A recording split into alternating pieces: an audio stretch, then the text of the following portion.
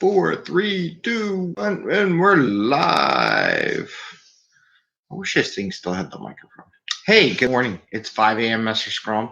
There's the clock in the background there. Because it's 20 minutes, 5:20, right? 5:19 according to the computer. Hope everybody's doing great. I'm trying a new microphone. See if it has any difference in what we're doing. I don't know. It's not on the lapel. I usually have a little lapel microphone. But this is 5 a.m. Mester Scrum. I hope everybody's well and happy and starting their Saturday off pretty well. I got a full pack Saturday of things I got to catch up on from the week before. Maybe I'll make some small content. And what we talk about here is Agile stuff, whether it be business, IT, home, family, whatever. Because I do believe that Agile and Scrum can apply to anything, and as we do more stuff, we'll grow that way.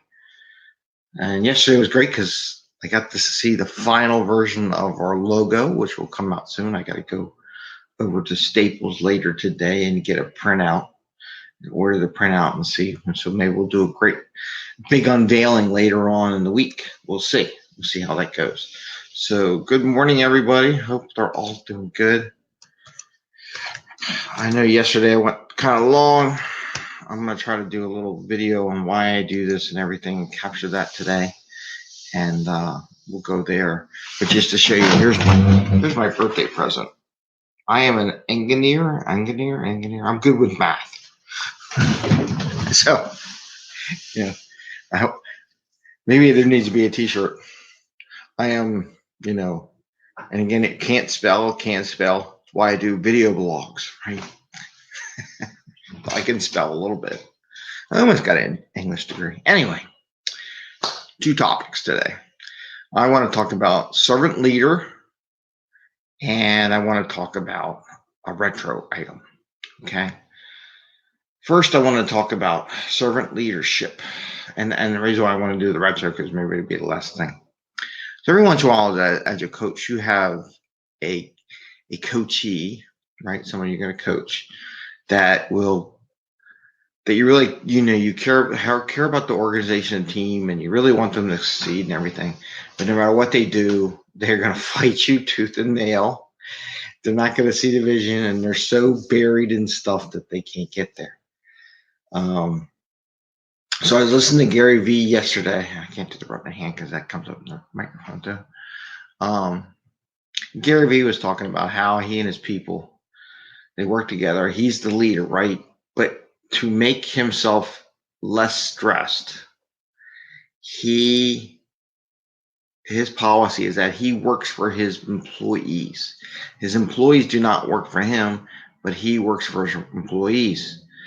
And I guess it makes Gary Vee happier, and he knows what's going on and has more trust. So when they have an issue, and this is like the servant, he has a real servant leader mentality.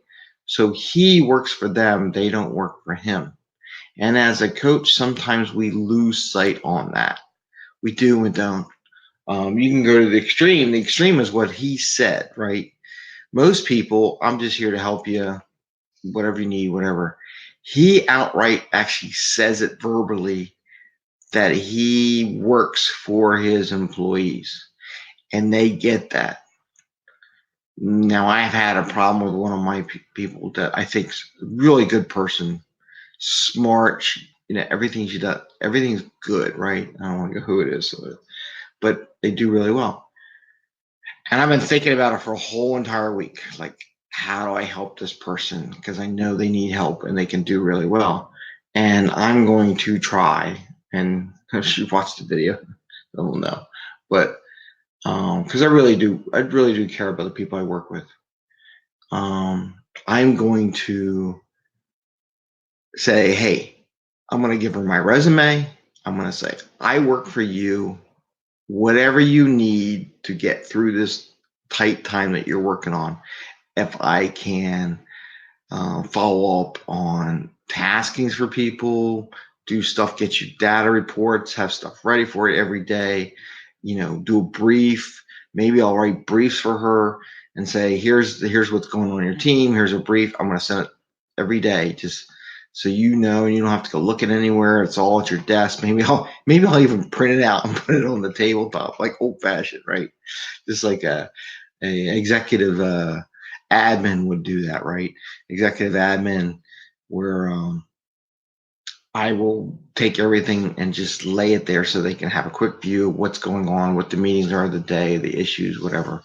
I don't have all that access to their stuff, but from an Agile perspective, I can tell her this is what's going on. These stories haven't been tasked out. Or, I'll just let her tell me. I says, I'll give you my resume, 30 years of experience, program management, project management, Agile, coding, database, the whole thing, and say, I'm your new employee. What would you like me to do? I mean, I can do anything for her, but I'll let her, I'll be the employee. I will actually work for her.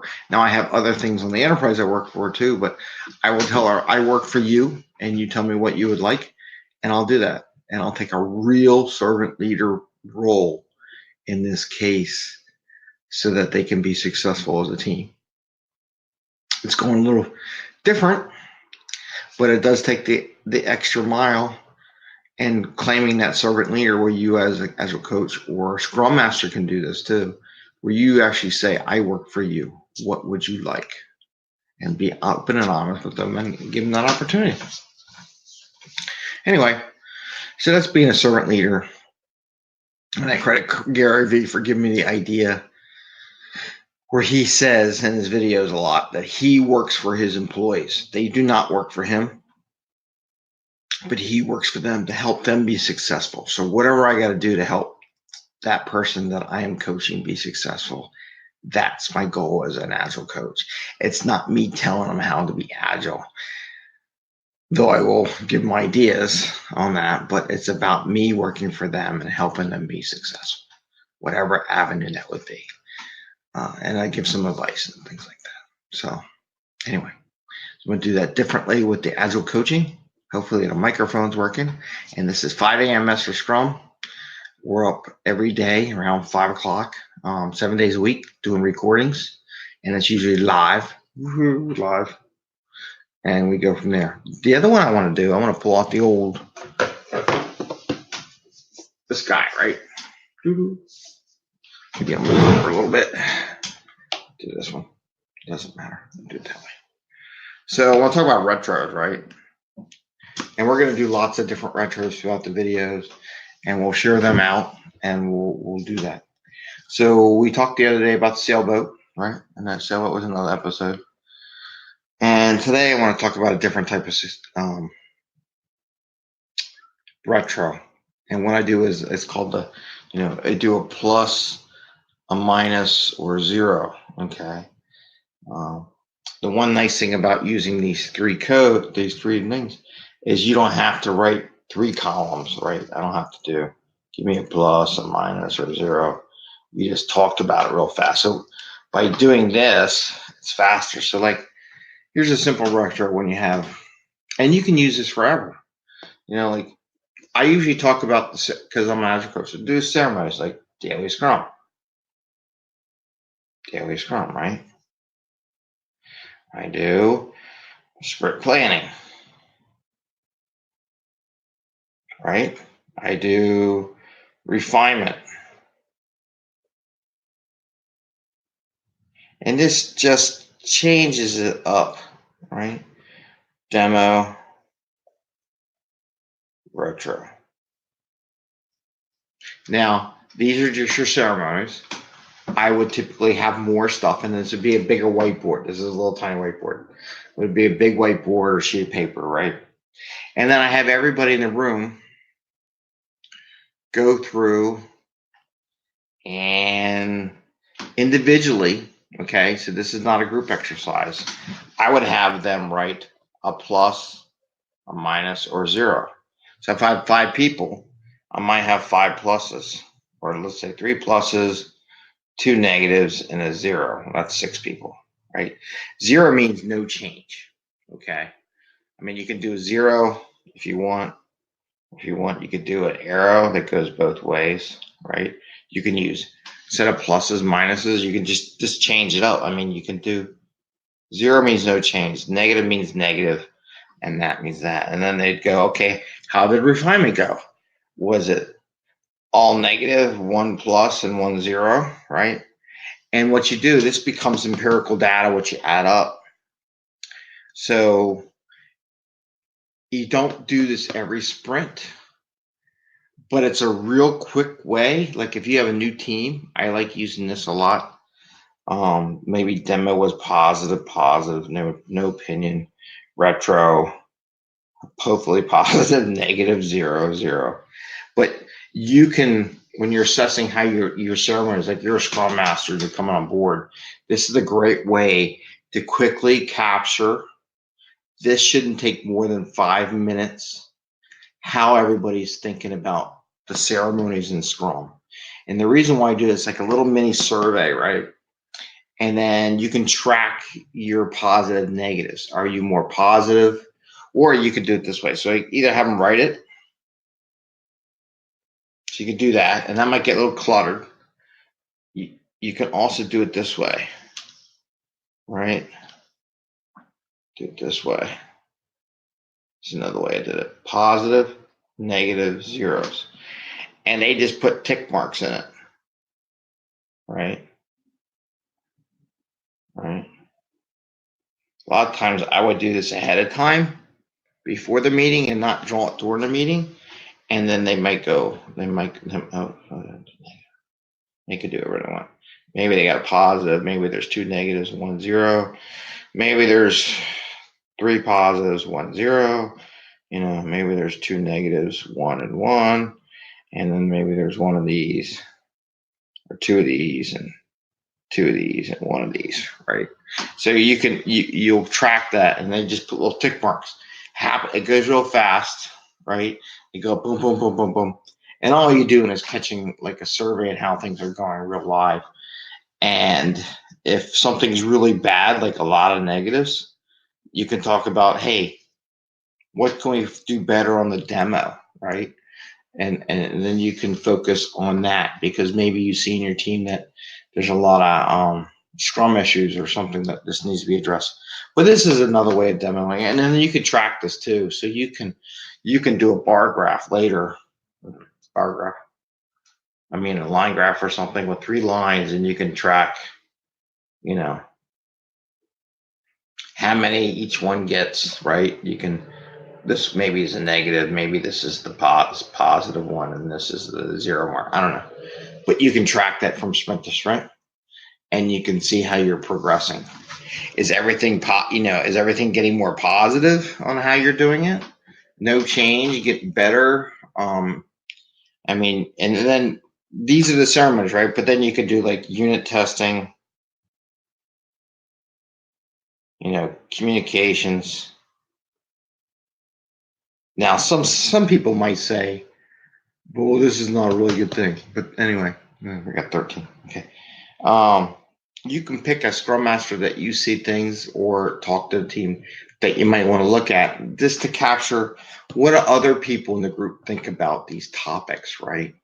And if it's all positive, don't need to talk about it. If it's negative, maybe you need to talk about it. Maybe you want them to bring self-realization to what's going on around them sometimes as Scrum Master. So that's just something we talk about. I mean, it's just another way of doing a retro. Again, you premium your ceremonies, right? Your events that are Scrum. You make 3 columns. You put a positive, a negative, a 0. And you just have everybody on the team go around and mark how many what they think, how it's going. Now, what's nice about this, you ask the same questions over a couple sprints. And again, maybe not every sprint, maybe do every sprint. I don't know. New team, maybe do it every sprint. It takes 5 minutes for the team to fill this out. It doesn't take long, and gives you some data from which you can share with the team. Are we getting better at this? Are we getting worse? Are we improving? So that's just something to think about. I've done that a few times, and just helps collect empirical data. So it's just not the Scrum Master or the Agile coach making an assessment of the team, but the team is kind of making an assessment of their own. So with that was 2 topics. So we talked about servant leader today, and we talked about doing a retro where you can just another style where you can use positive, negative, zeros. You can do other shapes if you want. I mean, you can be goofy, right? You can give them all stickers or something like that, happy stickers, sad stickers, and you can count them. But that's just a simple way of doing it. And again, you can prep this beforehand.